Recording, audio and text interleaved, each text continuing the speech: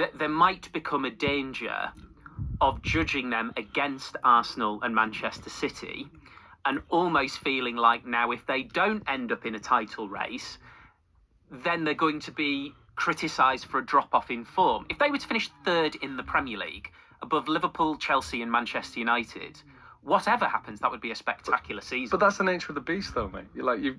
If you're gonna go up there, ultimately, I think the higher you go, the less you care about criticism. They're not going to care what any of us think. It's about what's going. You've just got to care about what's going on in that dressing room. You're not going to prove anyone wrong. You're not going to prove anyone right outside, because people are going to have their opinions. However Villa's season is judged outside of Villa Park and Bodymore Heath, I think the training ground's called. However it's judged outside is up to other people. It's just about keeping it internal, keeping your standards high, not letting it get too high, not getting too low, pushing each other all the way, starting to embrace the growth that's going on in that squad at the moment, starting to embrace the growth that's going on as fans and the expectancy. And that's what's the most important thing. So it's just interesting for me as an outsider. I'm never going to be the one poking the bear. I'm not going to put them under any pressure other than watch them perform, but it's just interesting to see how it all plays out. So that's really interesting, because you were saying that you were uncomfortable with the idea of looking at Arsenal and kind of that being flipped to, oh, but this is what they were doing at previous Christmases and they didn't go and win it. So if people don't care about it internally, why do you think it makes you uncomfortable externally when that kind of thing comes up? Just because I know who I am and I know what I expect, and I know how hard it is to be at the level that they're at. Yeah.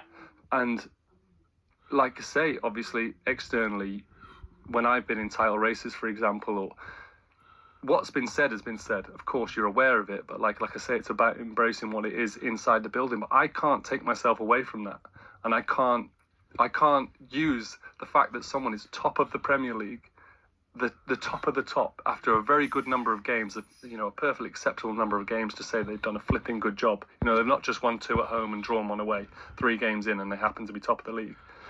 I can't criticise as a person. I don't care what you want to label me, as a pundit, a critique. As a person who knows what it takes to be at that level, I can never turn that into a negative, because I'm not here to put any pressure or try and big someone up if they don't deserve it. My view is that you need to celebrate someone and say, well done for now.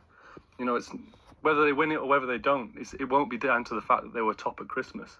I just think after 16, 17, 18 games, if I'm being asked how their season's going, I'm saying it's going really well.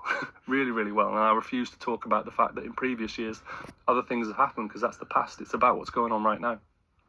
I agree with Joe on Arsenal. Just to go back on Villa, Watkins also said something interesting yesterday on Match of the Day after the game. He said it's 11 wins in a row and we're not going to stop now. Yeah. And I think that it gets to a point, going back to Joe's point about how that dressing room is going through this incredible run of 11 wins in a row, which is, I think, a club record, that they called a club record, is you must start to feel that you can go anywhere or have anybody at home and you will win. You will beat them, especially when there's games. And those players know too well. You've been there. You know that when sometimes you've won the game, but you were maybe not the better team, or you got a little bit lucky, or there was this that worked in your favor. That played. There might be a decision. It might be the Watkins first goal, the bounce of Sanchez back in. It's one of those moments. It's not a clean goal, but you must think now, we're going to go to Arsenal on Tuesday night, and we're going to go there and win like we did 2 seasons ago and 3 seasons ago, by the way, because we've won 11 in a row. Nobody has been able to stop us. Not City, not Chelsea, not Arsenal, home, away, not in Europe, not when we've travelled, not when we've played 3 games a week. All of that. And that confidence within you, within that dressing room, whoever starts, Malen, Watkins, again, we go back to decisions, coaching, substitutions, all of them must feel like, this is us. And whether Emery says or not, we're title contenders, we're not in the race, we are in the race, those players in the dressing room will feel they can be anybody, anytime, and any day of the week.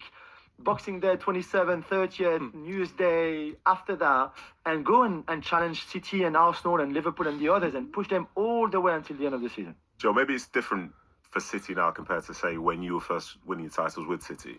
But I think a point that I see here with Villa is that the manager won't be telling players they're in the title race. The players will just know they're near the top of the league.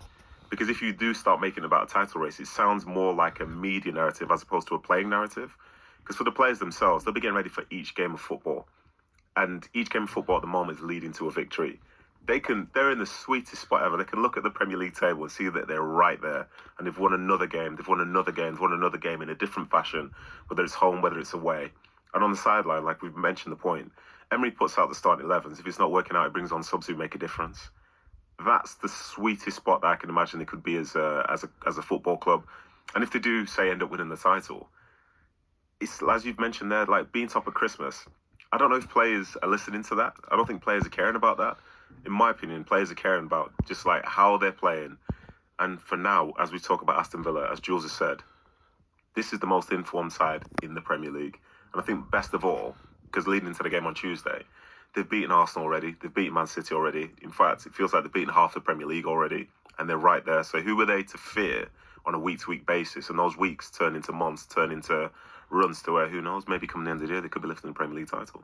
I think, like you say, the sweetest spot is the fact that when you're winning all those games, you don't necessarily get offended if you don't start, because you actually, you know, when people try to put the spin on being a substitute, and I agree with it now, because you are a finisher, you are a, bomb squad that Tuchel uses.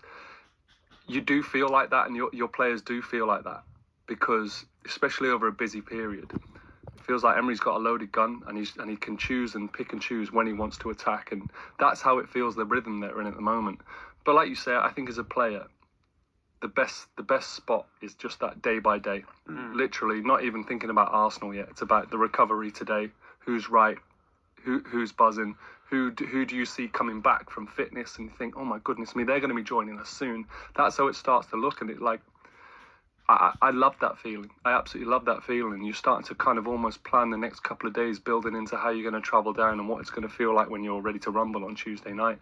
It's a special place to be.